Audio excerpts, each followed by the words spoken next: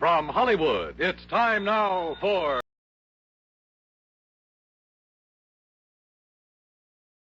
the other insurance companies. Well, what I'm calling about this time isn't really a case. So what, as long as the company pays my expense account and maybe a nice little fee to boot? Fee? Sure. Well, I'm not even certain you'll need an expense account. Oh, then now, wait a minute. Johnny, I think you'd better come over here to my office so that we can talk about this.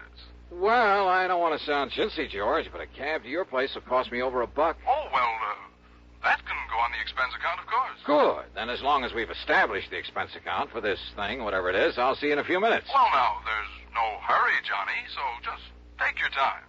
Huh? I said take your time about getting here. Yeah? I'll be right over.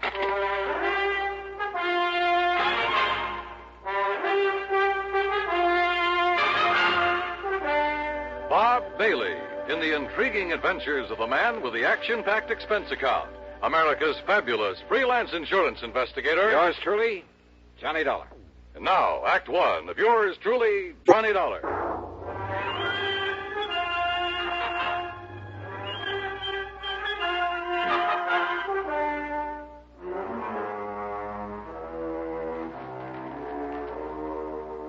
Expense account submitted by Special Investigator Johnny Dollar to Floyd's of England, North American Office, Hartford, Connecticut. Following is an account of expenses incurred during my investigation of the cautious Celibate matter.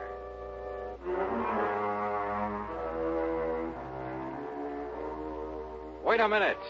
Over the phone, George Reed did not tell me what he wanted me for. Also, he very plainly said not to hurry. Item 1, $1.20. No, make it $1.50 for a taxi down to his office. Go right in, Mr. Dollar. Mr. Reed's expecting you. Okay, thanks. Oh, come in, Johnny. Yeah. As I tried to tell you on the phone, there was no reason to rush over. Oh, yeah, I got the message, George. That's why I did rush. Oh. Well, sit down. Sure. Well? Cigarette? No, thanks. I'll smoke one of my own. Oh, sure. But here, let me give you a light. Okay. Funny, I filled this thing just this morning. Here, give it to me. Oh, that's all right. I'm sure I can make it work. Well, what is this, George? Some kind of a stall? Here, give me. Well... That's me. I don't think you were trying. I guess I didn't flick it hard enough. Yeah. Now, what's on your mind?